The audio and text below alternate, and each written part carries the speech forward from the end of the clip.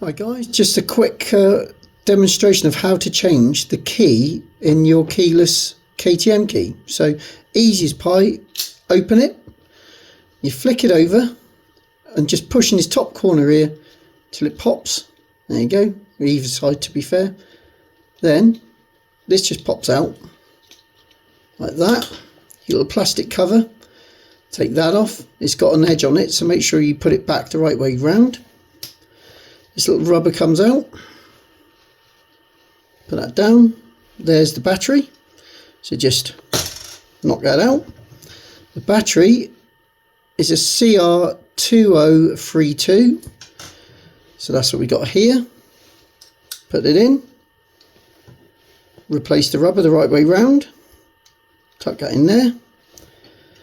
Little plastic with the ridges facing down, and that goes. Then just gently put that down on top and it will just pop in. Clip it back on.